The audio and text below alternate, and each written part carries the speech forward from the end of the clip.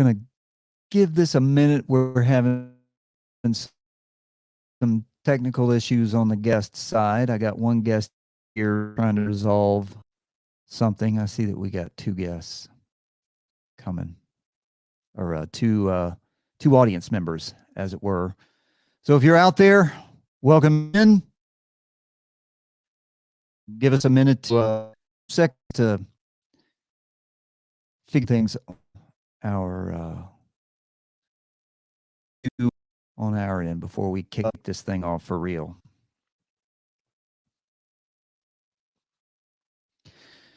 Technology is wonderful until it fails you, and then it just drives you insane, right? I have my producer is not in my ear either. There she is. Hi. Hello, Meredith. Hello, dear. Got a little, yeah, we got probably got some bandwidth issues here. You see Ken, Ken's having issues too. Yeah. Well, that's why we're doing he said he might have to drop out, and yeah, that's what I said. So if you're out there, welcome in. There are 3 audience members I can see. You're obviously not in producer mode, Meredith, are you? So I'm not. Can you see who's here?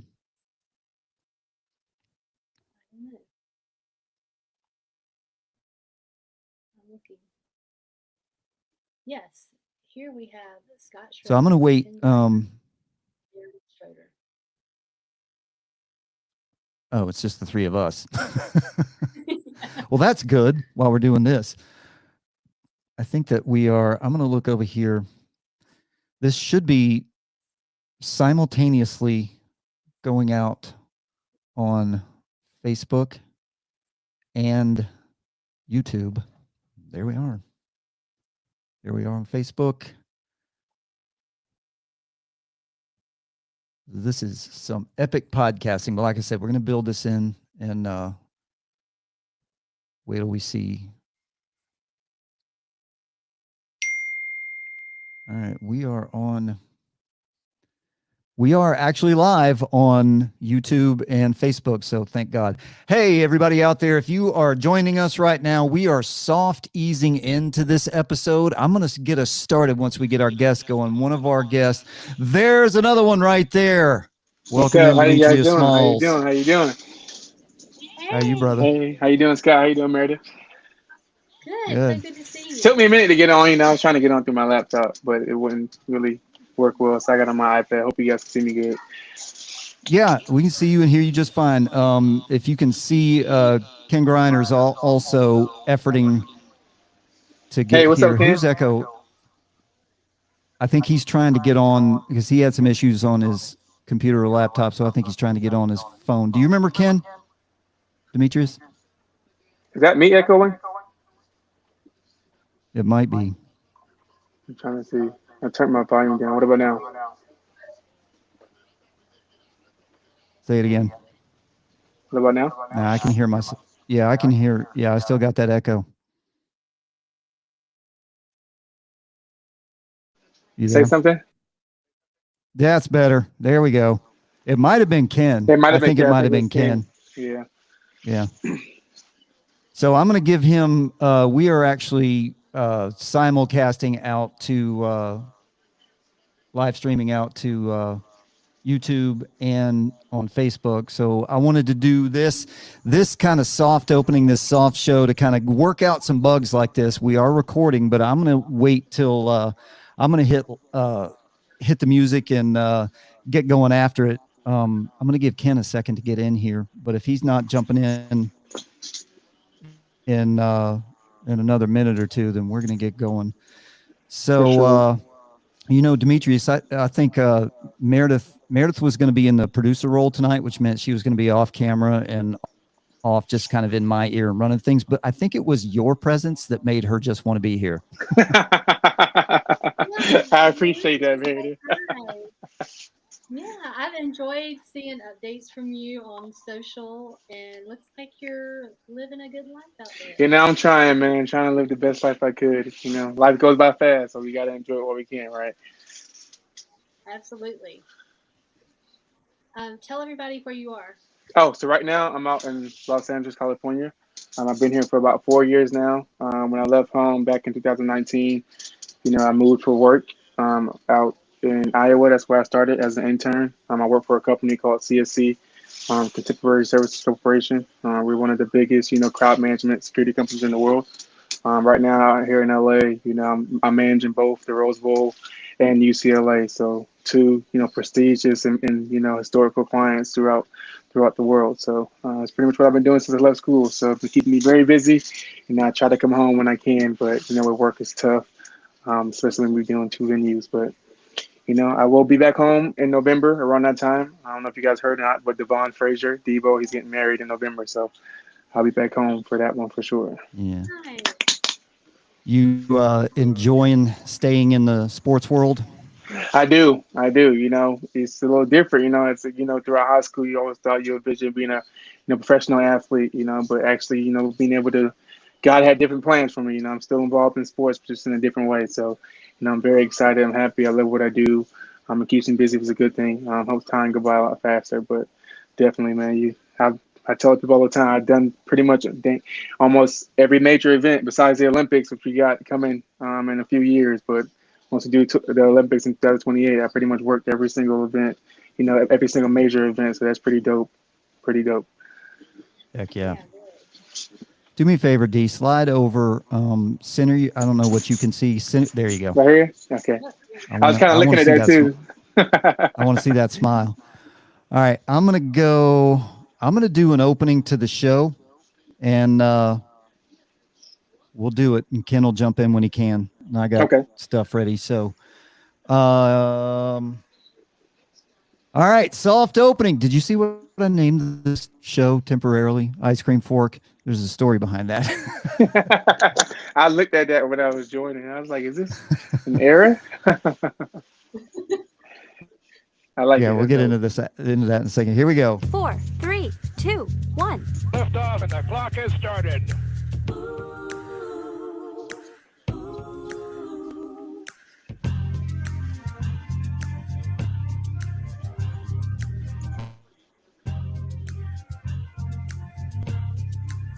Hello to you all, friends and neighbors, wherever you are, and all points around the globe where friendly greetings can be heard in return with joy, particularly this evening, right out there in Los Angeles, California, where one of our guests tonight is joining us from. Good morning, good afternoon, good evening, and good day to you all. I hope this message finds you truly well and joyful, and that you are the very best version of yourself that you can possibly be on this day right now. Joining us on this maiden voyage of what we're calling at the moment Ice Cream Fork. The name may or may not change, but it's kind of catchy. We have some friends and family, and friends that might as well be family with the love we feel for them. Joining us there in the middle of your screen is my beautiful bride of very nearly 25 years here in about a month-ish. That's Meredith Schroeder. And on the right side of your screen is absolutely one of my very favorite people in the whole wide world. And I mean that truly from the bottom of my heart. And I don't know if you know that or not. We've known each other for, gosh, I guess about 13 years now. And please welcome in from Los Angeles, Demetrius Smalls, and you can call him Appreciate D. it. Welcome in, D. Appreciate it. Yes, sir. Appreciate you guys for having me. Thank you. Oh, it's a pleasure. When you think, now we have connections here. One of the things that I wanted to do with this, I've been podcasting since 2016. And the one thing that I've always wanted to do, I've done interviews, I've done solos, I've done like 5 to 6 minute mini episodes. I've done 2 and 3 hour long mega episodes. And I actually did one of my previous podcasts. I was able to broadcast it live on the podcast platform on audio. And that was one of the coolest things I've ever done, because for me, it was just sitting around having conversations with people, and people who just happen to be everywhere on earth, literally. Right. But I'm a guy who grew up on radio, loved listening to radio, but I also loved, and I got this from my dad, as all of my friends and family can attest to, but I love to talk to people. I love to sit down and BS around the table or around the campfire on the front porch, wherever in the world you may be. I just like to talk to people. And it's one of the things that we don't do in this culture anymore, very much at all, is just sit down and speak to one another on a meaningful level. So that is kind of what pushed me into going ahead and doing this particular show, where we're not going to sit here and go, so D, what do you think about the election this year? That is not happening here. That is not what we're doing. We're going to have conversations about stuff, about things that interest me, that make us laugh, that make us think. We'll get into some topics, and I'm not saying it's going to be completely superfluous and nonsense, but I want to make sure that people, my goal, what I envision in my head for this show is for people out there around the world, in their living rooms or wherever they may be, sitting back with a cup of tea or 2 fingers of good scotch or whatever, and just chilling and enjoying the conversation. And one of the things that I enjoy about this platform is that people can participate too, so they can jump in the chat and talk. So that's what we're doing here now. Yes, ma'am. I just want to let you know we do have some people joining us on Facebook Live. Welcome. Awesome. Who we got out there? We have your mom. Of course we do. If you can't count on your mother, who can you count on? I'm trying to get to the right place and tell you who else we might see there. But I know they texted me that they're on. All right. Good. D, since we all know each other here, we're friends and family, I wanted to ask you a question, and I'm dying to hear this answer. I think I am. But if someone walked up to me, if I was just standing in the middle of Minneapolis, Minnesota, and I didn't know a soul around, and somebody came up to me and tapped me on the shoulder and said, Demetrius Smalls. There's KG. Welcome in, sir. Thank you very much. Welcome in from the coastal empire. Welcome, Ken Greiner, the dulcet tones of the man himself. We just did. Welcome in, buddy. How are you? I'm great, man. How's everything in the upstate? Everything in the upstate is very good. And D, yes, sir. D, I didn't get it. I was about to get into that with you. I don't know if you know or not that we left Bluffton last February and we moved up to Easley near Greenville up in the upstate. Oh, no, I didn't know that. Okay. Yeah, okay. we're loving being up in the mountains. Yeah. And Ken, so we have. I'm sorry, Meredith. Are you still in the Savannah area? I am. I left WTOC about 3 years ago. I've been teaching high school broadcasting and American history through film. So I'm having a pretty good time doing that. Nice. Mm-hmm. American history through film. I took in college, I was forced to take an elective art class, and actually I had to take 2 of them, and one of the ones that I ended up taking was called Art as Film, and it ended up being one of my favorite classes ever. That sounds really cool. I guess that was pretty fun. I enjoyed that a lot. That would be. I would like to be more into the film than I would be the history, but it's a good start anyway. So how's the podcast going so far tonight? Yeah. Well, we are about 9 minutes in, and I just kind of did a little intro on the premise and why I wanted to do this, and kind of my history as a kid growing up, as someone who loved listening to the radio and storytellers. I grew up with Ken. I'm sure you'll know this name. D, you probably won't. I grew up with Louis Grizzard. Sure. And reading the AJC. Yeah, reading the AJC, reading his column, and of course his comedy and his audio and just his witticisms. And of course, he's a fellow. By the way, the SEC is well represented tonight, but he is, of course, a fellow University of Georgia Bulldog. Died in the wool, but I guess we both anyway. Thank you for having us on, since you're an Auburn guy. Well, I've been so far down on the totem pole the last 5 years or so. I just haven't even been talking about it. It's been rough. But yeah, so for those of you in the audience, we have a former University of South Carolina Gamecock right there, and we football player, and we have a former University of Georgia baseball player next to him on the screen. So we enjoy having their perspectives here. And as Ken mentioned, he is a former but member of the media for a very long time, and it's actually how we met. We all have a connection. The three of us have a connection of standing on the same football field together. One of us with a camera. Well, one of us with a still camera, one of us with a video camera, and the other one catching footballs. That was a good Ken, I run. was about to ask. Yeah, that 10 through 13, 14 era, that was a lot of fun, man, and that's D's era right there.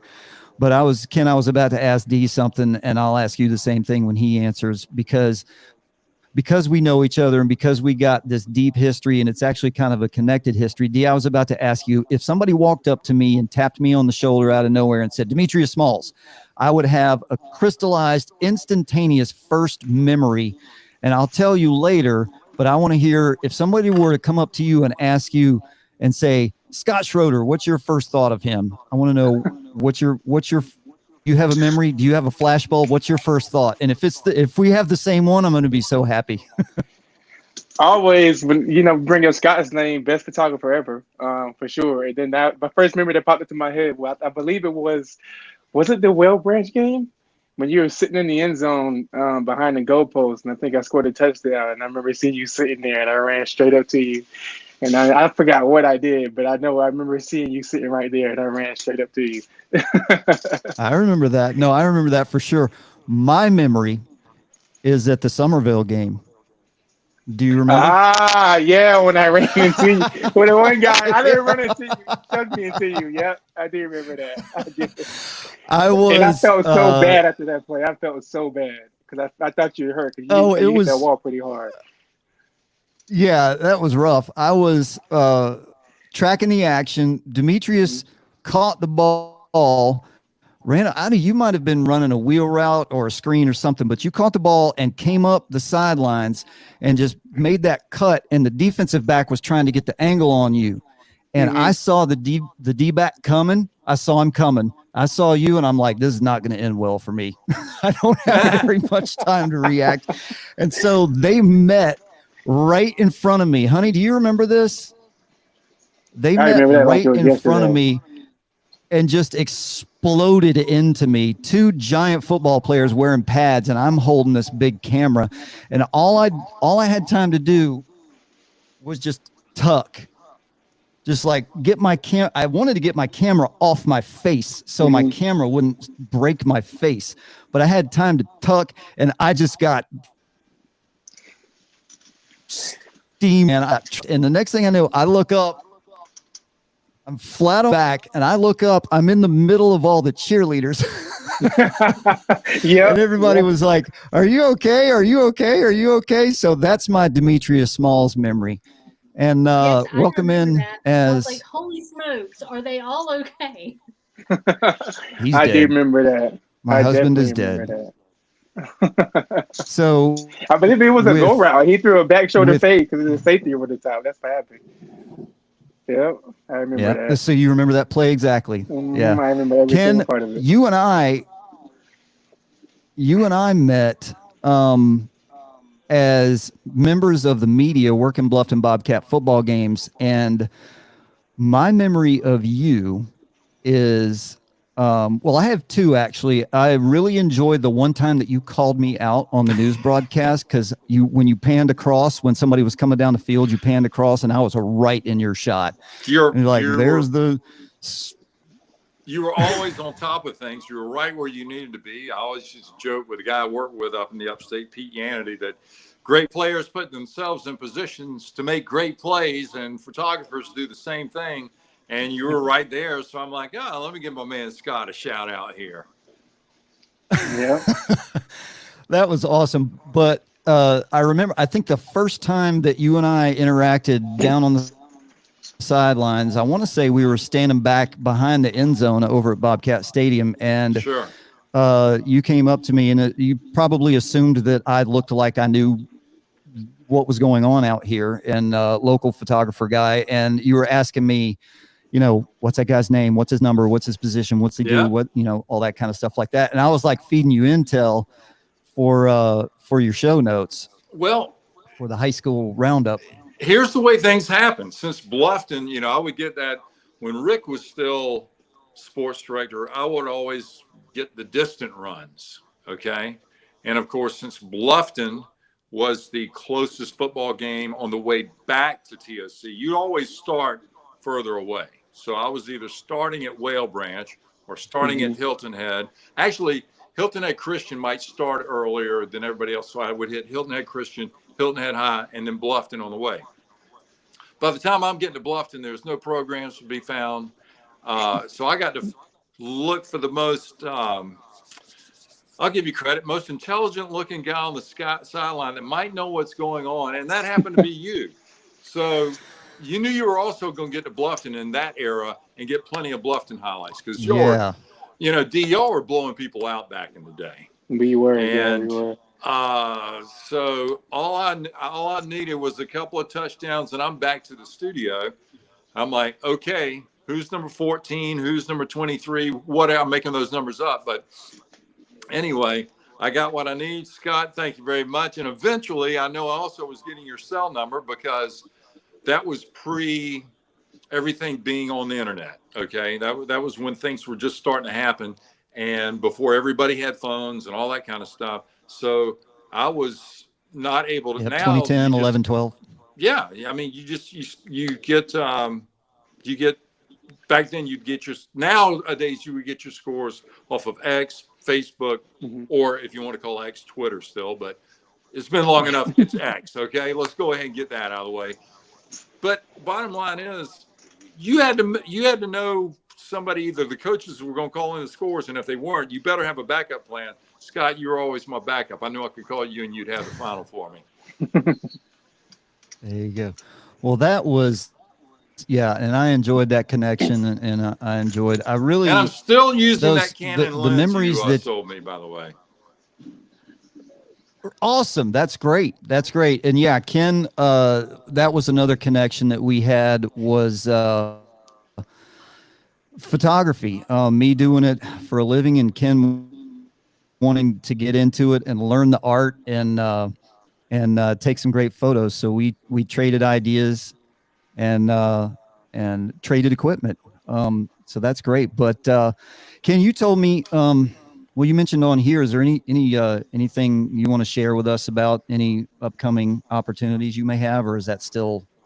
No, I'm just kind of under wraps. I'll be I have no idea what I'm going to be doing come summer, but I figure it's time for another change, and we'll see where it goes from here.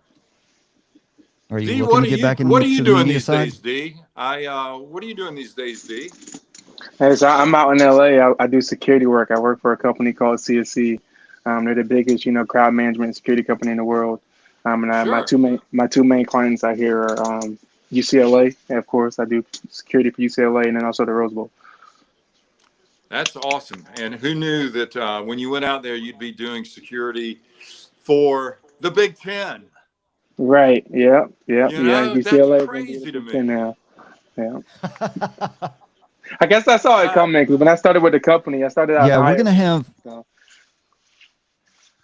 And there, Iowa's in the Big Ten as well. Oh, did you? Yeah.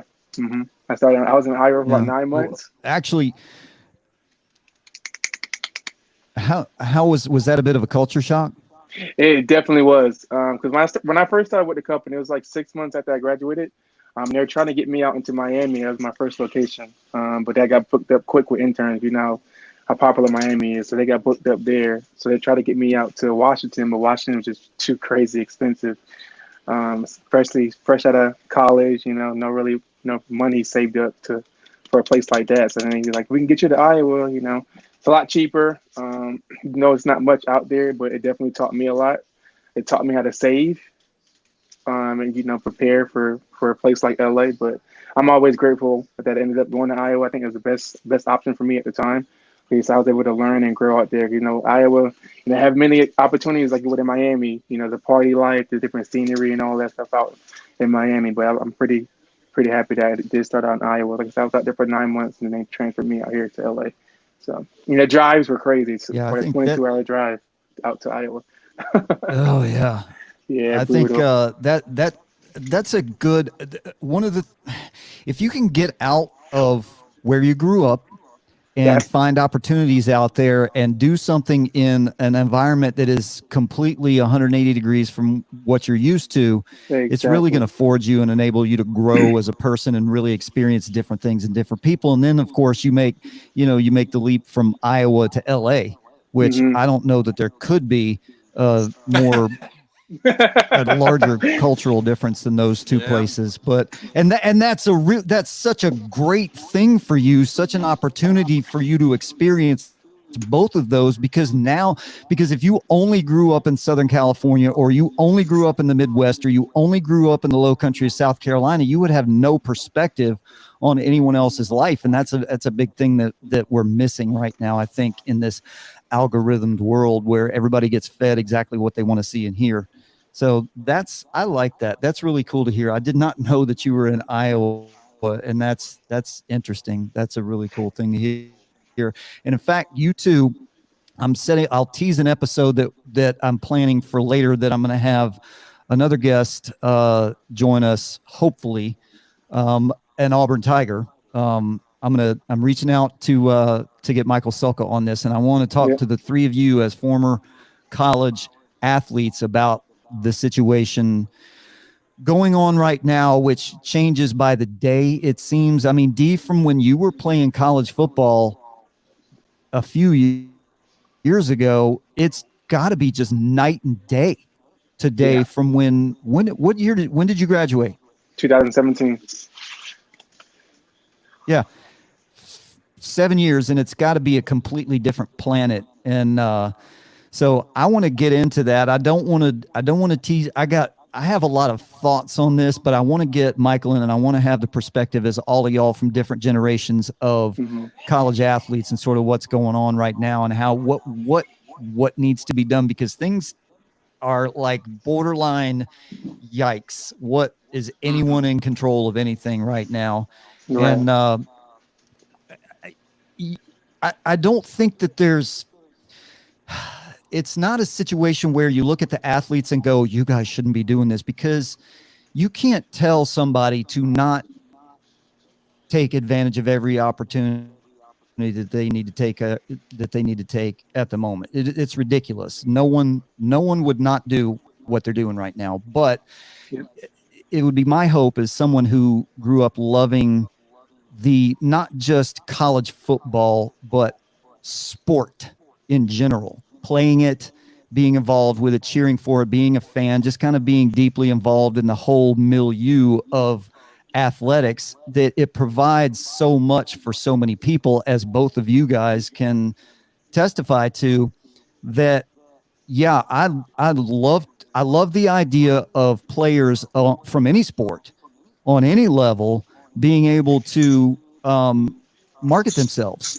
And if you can, the original intent of NIL, or supposedly the original intent of name, image, and likeness, was to be able to profit off of your personal brand.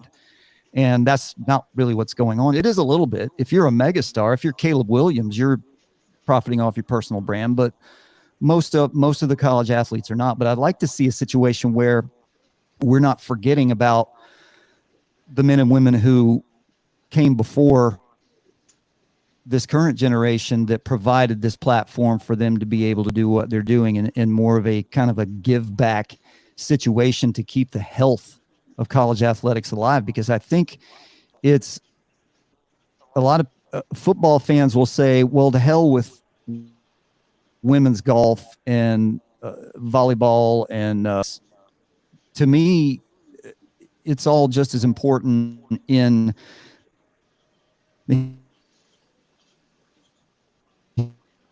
human aspect as whatever profit that an SEC or a Big Ten football team didn't into. I mean, like, Ken on that.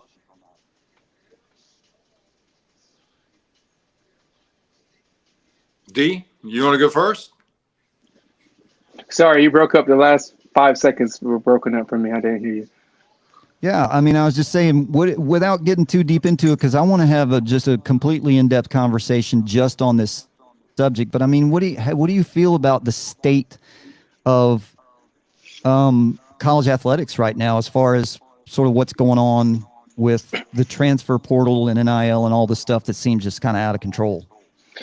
Yeah, to your point, it is a little bit out of control. I mean, I'm not really surprised, given that, once they started paying the athletes, which probably should have happened a lot sooner. But like you said, it's just something they really need to sit down and talk about. Because like you said, it is becoming out of control, and you don't want it to get to a point to where it's hurting, athletics at the NCAA rank, and also hurting like universities. 'Cause like you said, a lot of these students now are starting to transfer just all willy nilly now. Like think about it, Haley Van Lith, she decided to transfer today, just a few days after they lost at LSU. So it's like you said, it's hard to control because like you said, you put it in those athletes and in their hands to be able to do so. I mean, it is their life. It's just that's a deep conversation I think that really needs to be talked about, and it's hard to pinpoint one sort of point there Yeah. to want to fix it all. I think it's a deeper conversation. I think it'll probably take years, honestly, to get to the point to where it needs to be. To be honest. Yeah, for sure. Yeah, I think we're looking at 5 years at least before this Yeah. gets unraveled. Ken, what do you think about all that? Yeah, 5 years. I hope they figure it out because this is not what we had in mind. Nope. What started out with, I mean, if they were using D Small's image in a video game and D was not getting paid, that's wrong. Right. No doubt about it. I think that was the original intent with this Right. thing. Ed Yep. O'Bannon, right? Ed O'Bannon was leading the charge with UCLA. You're out there, Mhm. I think that's where it all not really started, and there are certain things that but this is not what we had in mind. Players getting paid millions of dollars in a bidding war to go to a school. That's Right. and I hate to sound like the old guy, but it's could easily kill college football. Yep. If college football becomes Yeah. another minor league system, just a minor league system, and believe me, this whole realignment, it's not helping things either. At least since we're all SEC guys, at least we can say the SEC is contiguous. The whole conference Mhm. does touch each other. And earlier when I was talking about you working in the Big Ten, I was talking about you being at UCLA and working in the Big Ten. That's Yep. what I was talking. It makes no sense and your former football coach out at UCLA, he had an idea that might have made more sense. That look, your big time football, it separates, and let's keep the conferences as they are when we're talking about women's basketball, even men's basketball. The only bright thing that might come out of all this NIL deal, and it was Mark Bradley with Atlanta Journal-Constitution, who somebody told me wrote it, it might help bring college basketball back. Because I used to love college basketball. But when guys start leaving after 1 year and there's no personalities, I mean, you could probably name the starting five for Michigan back in the day, the Fab Five, Duke back in the day, North Carolina, even all those. I can't even name you the starting five for Georgia right now. And I'm a Georgia fan, okay? Right. Because nobody. Yeah, NIL. So NIL, when players NIL's keeping guys around for sure. Right. When they start looking and saying, there are 2 drafts in the NBA. Chances are I'm not going to make it in the NBA. I'm going to stay back in college. Now, keeping them at the same college, that's a different story. And that's another thing they got to get a handle on. I know the NCAA tried to come in and say, look, you get one transfer. After your second transfer, you got to sit out a year. But a judge threw that out. So yeah, and then you get Caden Proctor. I mean, look at I don't know. I really wish I had an answer, but something. I mean, maybe Saban can figure this out. I have no idea. Maybe he's the guy. But we'll get into that. Saban maybe one of we'll get into that deep. that could come up with a solution. Is what what I'm not just. Yeah. Yeah. All right. I want to ask you guys. There you go. That was good. And we'll get deeper into that when we have that conversation specifically. I want to ask you guys, I want to do some fun personal stuff now. The origin of what the temporary name of this show is, which is Ice Cream Fork. I see that. I was like, I'm logging into the wrong thing, man. That's what I said too. Ice Cream Fork. Welcome to Ice Cream Fork. It's memorable, right? You're gonna be like, what is going on that show? So the impetus of that name comes from my beautiful bride up there, who is always providing. She's my muse. She's always providing me with ideas and things to ruminate. And she'll come up to me. We'll be walking the dogs, and she'll say, "This is a good idea for your next episode." So, Ice Cream Fork. I have, I should say, we have some things in our lives that are used in, let's say, an Orthodox fat that we have. That first one topping the list, which has vexed my wife and family for years now, is the ice cream fork. And your reaction to that is probably, well, neither one of you. Well, Ken, you're kind of like, what are you talking about? Dee's like, yeah, sure, that makes sense. This was born from me not wanting to dirty up an extra bowl. I want 2 or 3 bites of ice cream. I'm down sitting in the living room by myself, kids in bed, wife's upstairs reading. I'm watching The Wire, and I just want a few bites of ice cream. I don't want to wash another dish, so I get the ice cream container and a fork, because when you pull the ice cream out of the freezer, it's frozen hard as a rock, and you can't get a spoon into it, but a fork will slide right down in there and pry it right on out. And my wife thinks that's crazy, but I just looked it up the other day when I was because it starts to melt, and you need something to cradle that melted goodness as it goes into your mouth, not a fork. Well, it doesn't last that long with me. Hey, just use both. When it's time for the melted ice cream. Well, yeah, there you go. Right. Well, it's funny that you say that, Dee, because when I was prepping for this, I actually Googled, is there such a thing as an ice cream fork? And guess what? The Victorians, of course, had a special, it was a spork. It was the world's first spork before KFC had it. I was about to say that, yeah. Spork. So maybe, honey, that's what we should get. Instead of me just doing a one-trick pony with the ice cream fork and you just going with the spoon because you can scoop up your melted goodness, maybe we need the Victorian ice cream spork. So anyway, that's where that came from. The next on my list is taco glove. Now, I have an issue with smells. I have, if you've ever worked in close proximity in an office with other people, or if you've traveled or one sales outside, the number one rule of outside of the pop like something, gold and add sales, anything like that. One of the don't want yourself smell like cologne, don't have bad breath, all that kind of stuff. And so when you eat stinky food and you get it on your hands and you're not able to wash it off of there, it's a whole thing with me. So we get a taco kit every week from Sam's that has, the tacos are fantastic, but the mole that they cook the meat in, when it gets on, it's oily. So when it gets on your skin, it stays there for days and you can't wash it off. So my wife buys me a box of latex gloves once a month, and I use them strictly for eating my tacos. I put one glove on my taco eating hand, and pull it off when I'm done, and I have no smells on my hand. So that's the taco glove.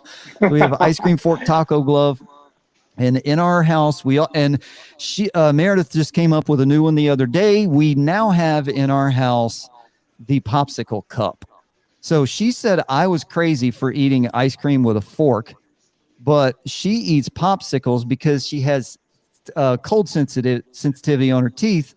So she will take the fudge sickle that I get, the sugar-free fudge sickles that I get, and carve them off the stick, put them in a Tervis tumbler, and microwave it. And that's her And eat it with popsicle a cup. spoon. So, and she eats it with a spoon.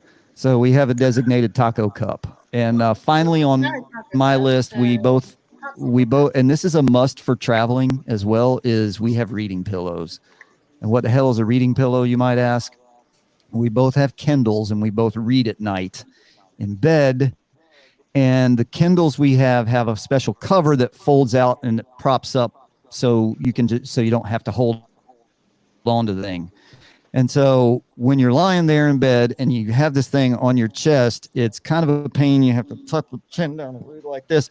So we both have designated reading pillows that we prop on our chest and prop the Kindle on top of the pillows. And when we travel, that's one of the things that we have to look for. Does the hotel or the Airbnb have extra pillows lying around that we can use for reading pillows? So I ask you to, Dee, we'll start with you.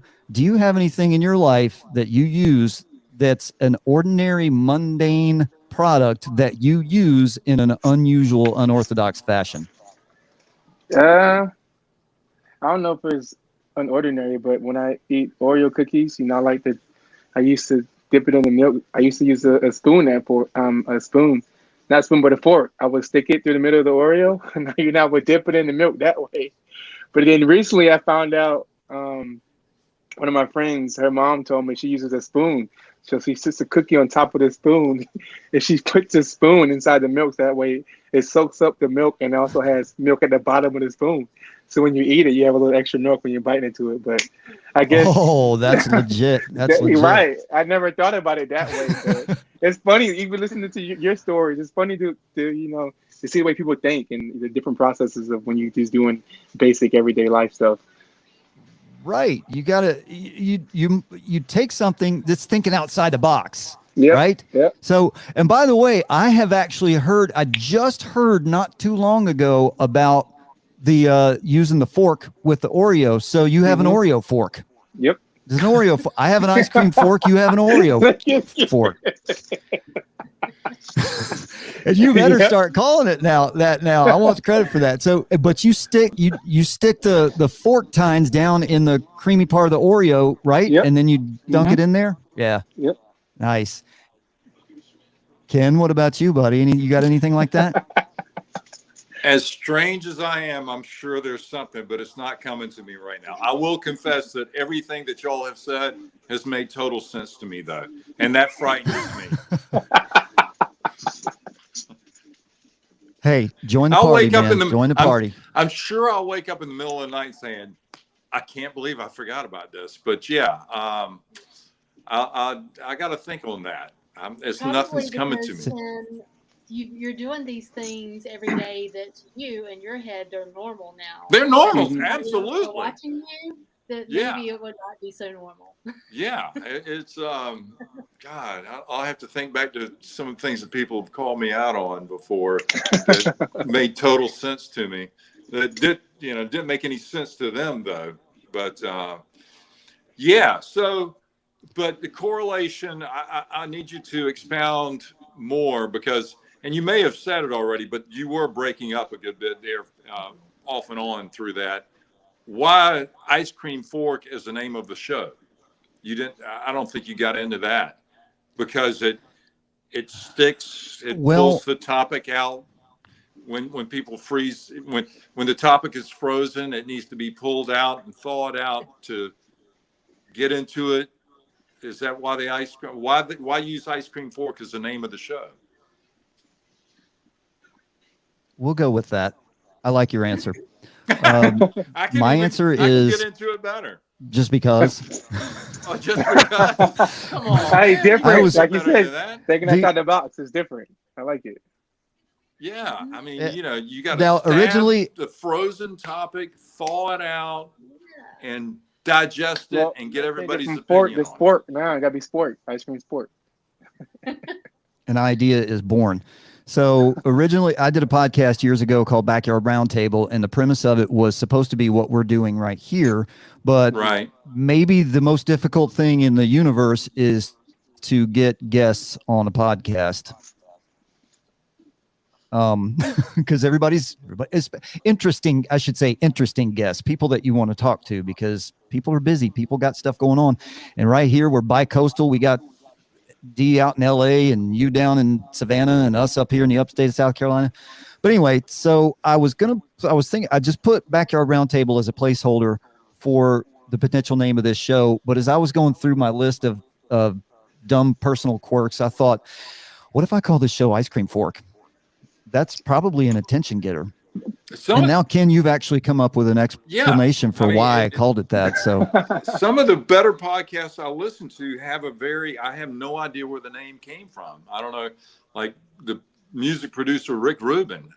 He's got a secondary podcast now, and I'm like, what the heck does that mean? But I know, just make sure when you get this thing on a roll, and you because so many podcasts, you go back and you're listening to episodes from 2 years ago. You know what I'm saying? Yep. I want a good description of what each episode is about, though. I don't want to have to I don't want to see Ice Cream Fork episode 1, ice cream, because some of these places, they don't tell you what the episode is about or who's on it. And it's just very random when you run across a good one. So remember that in your descriptions of each episode. And let's talk about that for a minute. And Yeah. there are lots of AI tools that will do that for you now, and so it's almost effortless. I'm curious to know if either of you are using any AI in your daily life right now. No, not well. I'm sure I am, but I don't know that I am. I guess an Right. example is I want to know the episode where D. Smalls talks about eating an Oreo cookie. Okay, I want to know to go to that. But yeah, I don't know that I'm using AI, but who knows with some of whether it be. I tell you what, I'm really I'm tired of hearing the AI voice doing some of these voiceovers on things that you are watching. yes, You go down that wormhole yes. on Facebook. Mhm. Just pay somebody cheap. Just pay somebody to do it. I don't want to hear the same guy over and over again talking about, right? I mean, that bothers you apparently too, D. Yeah, but the most AI stuff I hear is probably just a typical Siri, or with these vehicles now. My car has a whole bunch of stuff of that in it too. So I mean, that's pretty much it for me. Everything else is me. I don't really use AI for much. Yeah. And I mean, I want to know, for me, Scott. it's Yeah, Scott, I guess where I'm going with this is when you do a picture, I want to know what you did to it through Lightroom or Photoshop. That's what you like. I don't want you to just go and put it through AI and say, okay, here's the picture, which I know you wouldn't do. But I want to see your product, not AI's product, right? yes, and that's a big issue for me. And I had a conversation recently about a person in the marketing world giving a presentation. He was giving a presentation to a bunch of people high up in the architectural engineering and construction world, and how AI applications can streamline the things that they do, which is 100% true. And what Meredith was touching on is this platform that I'm using here. I click a button after I hit stop recording on the episode and it downloads, I'll click a button and it will, within about 5 seconds, it will give a complete summary, like a 4-sentence little small paragraph summary of what we talked about. It'll give bullet points of highlights, and it'll create sound bites. It is ridiculous. And that kind of thing right there is unreal. Now, from my world as a photographer, I worry about AI ruining art, human created art, and art of all kinds, music, painting, photography, what have you, any kind of art, because we you can't, if you just give the world machine created art, just listen to a lot of the music now. If you give the world machine created art, there's no soul in it, there's no feeling to it, and because of that, there's no meaning to it. So you may look at a pretty picture or some kind of really cool AI generated video that's the most realistic thing you've ever seen in your life, but who cares? I mean, There's no emotion to it, it's is what cool to you're look saying. Right. for. Yeah, right. And there's no meaning. There's no depth to it. There's no connection. There's no connection with the creator and viewer or listener. And that human connection that's really what defines art, because I can sit here and write songs or create videos or take photographs all day long, and if I don't put them out there, then there's no connection. I might like them, I might derive joy out of them, but art is for the people, it's not just for me. Right. And when you lose that human connection, there's no value there, and it worries me.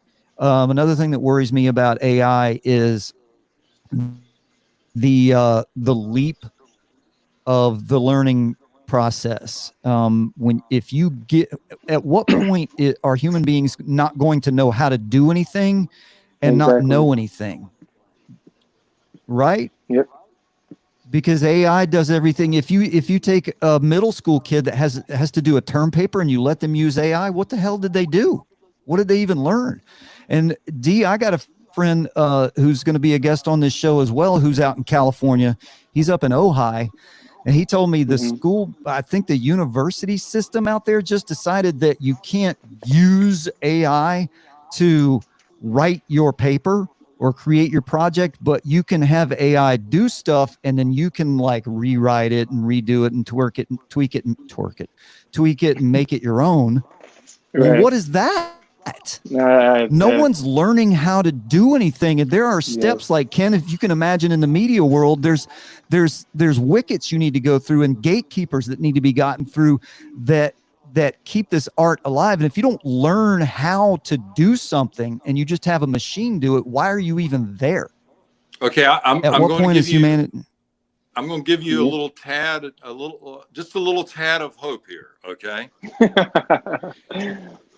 so where there are some applications where AI is good for what you're talking about, Yeah, as a matter of fact, I agree. I didn't realize, just talking with one of the other teachers recently,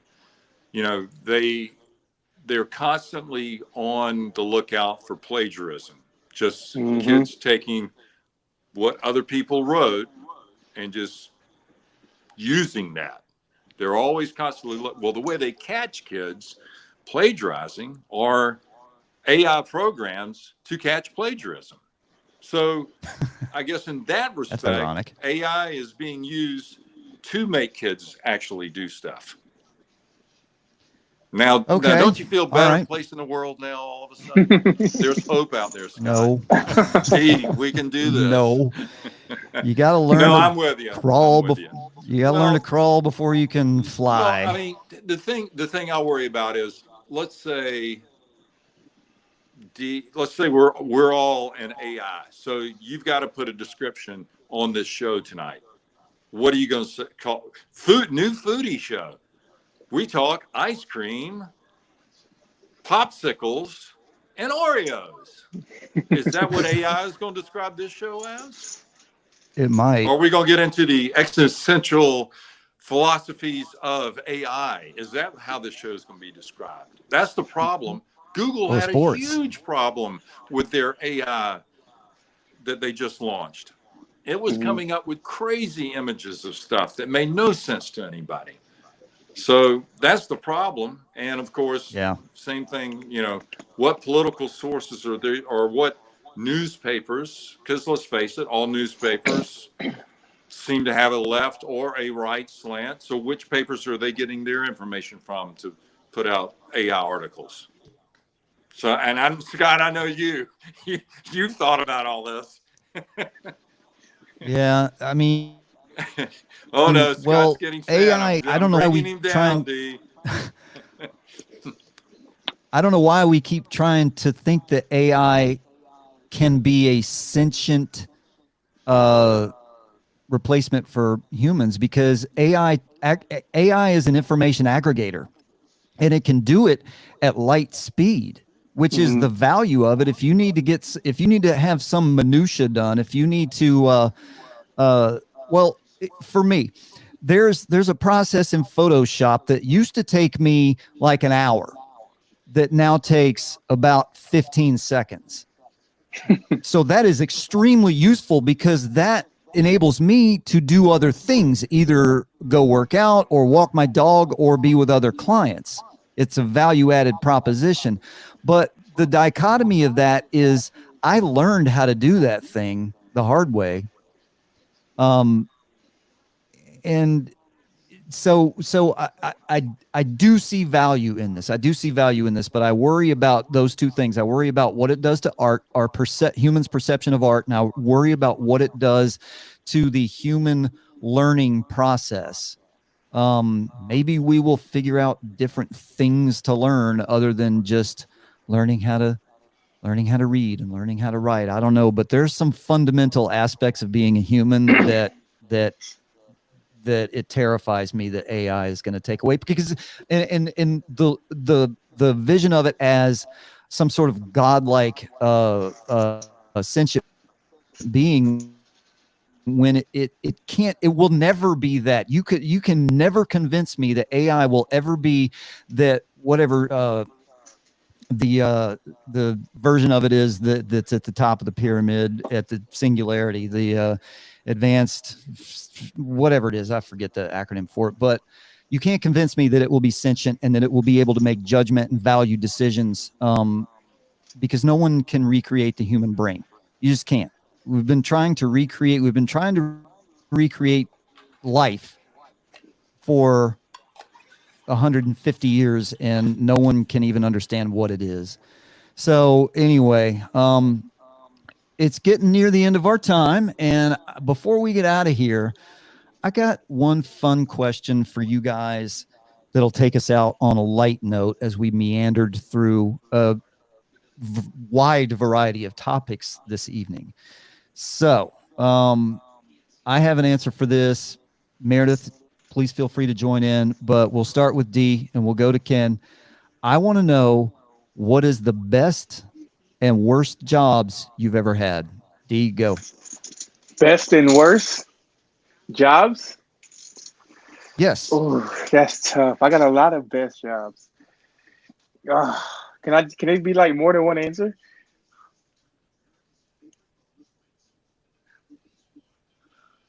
Go for it. All Yeah, right. go for it. So honestly, my best job I've ever done, top tier, is working the Super Bowl a couple years ago. That year the Rams won their first Super Bowl in LA. That was definitely one of my best jobs. Alongside, like I said, working alongside, escorting, Lil Wayne, Drake, and LeBron James. Those are my three, idols, favorite celebrities of all time. I've been able to actually meet those guys, talk to them, escort them before their show or inside a building. So it's probably one of my, definitely up there for me, is best jobs. And one of the worst jobs, oh, this is tough. The worst one, oof, it's my worst job. I think my worst job it was a concert. I forgot. Well, I think it was Grupo Firme, working one of their concerts. Oh my God, it was a living nightmare. I've done that. I did that. I did that last year at SoFi. Never want to do it again. When I said that crowd is crazy and it's just hectic from start to finish, that's probably one of my worst jobs, is working that Grupo Firme concert. Um, I guess Why? I that's my mean, answer. what? You just have crazy people fighting, people trying to Yes, just get into stuff. crazy people. The crowds are crazy. The atmosphere is crazy. Everybody's drunk. Nobody listens. There's fights every 30 seconds. It just makes our job a whole lot harder. It becomes unsafe at times. So, because what I do is very important, because you never know. With these events now, you got modern day shootings, they anywhere at a high, they do at middle schools now. It's just open shootings, so it can happen any event I'm at. And that's the realization I come to every time I work these events now. Any given day, we're not ready. Something can happen, just like how it happened at the parade for the Chiefs, and they're shooting out in the parade. So you try not to think about that in my line of work, but sadly I have to because it's a reality. So, but definitely when you get into that atmosphere like that, it's crazy. You don't know what to expect. Yeah, that's got to be terrifying. You got to keep your head on a swivel for sure. KG, Right. what do Yep. you got? Best job ever, worst job ever? I really I can't think of specifics. I know as far as a job, I would say the things I was able to do through being a sportscaster was probably the best job that I've had, whether it be doing the golf shows. That's the one thing I do miss. I tell people I miss doing the golf shows. I don't miss doing the work for the golf shows, but because people don't realize Yeah. this is a You lot went to of the work. Masters every year, didn't you? I Yeah. went to the Masters 23 years. Those shows we did from Harbor Town, I love doing that. And then of course covering college football and baseball was part of what more so up in Greenville. The worst job I've ever had, I should tell you, was delivering furniture while I was trying to finish up my Spanish requirements for college. But I was young and stupid. We had fun delivering furniture, So I really have been fortunate. I haven't had a job that, I guess, part of a TV job I had when I was in the upstate. It started out being a great show. It was after the crash in 2008. It was an entertainment show. We started out doing really cool stuff, but we started running out of stuff. So I realized when I started having to do the stupid stuff, I don't know whether if I was just, let's put it this way. I knew it was time to get out when I was out doing a Man on the Street. Can Miley Cyrus pull off a Poison song? Adios, man. Yeah. I'm out. So yeah, it sounds like you were miserable, and that definitely will It just wasn't qualify my thing. as It was a probably a worst great job. Yeah. great job for somebody else. It just wasn't my thing. You know what I mean? Mm-hmm. So maybe Right. that was my worst Yep. job. So Meredith, what do but you this has got? been fun. I'm glad the first night, there's some kinks to be worked out. We'll talk about them, but this is great. I think you're onto a great idea with the greatly named show, Ice Cream Fork. You don't know what you're getting. You don't know if you're getting a little bit on that fork or you're going to get a whole chunk. It just depends Right. on the show, right? Might even be an Oreo there. I was about to say, Might it could even be be an ice Oreo cream. on that fork. You It never could be know. Oreo ice cream. Yep. All right. All right. Good. Well, Meredith, let me get y'all Steve, out of here. good to I see y'all appreciate your again. time. Yep, All right. Ken, thanks, buddy. Yes, You got sir. it. Yes, sir. Good Thank to you, see Ken. y'all. All Yes, right. sir. We'll talk to you soon. Go Dogs. Yep. Matthew Stafford, LA Rams. All right. All right. Hey, All right. you snuck that in there. We'll talk football next time. Yes, sir. Bye. All right. See you guys later. See everyone later. All right. See you.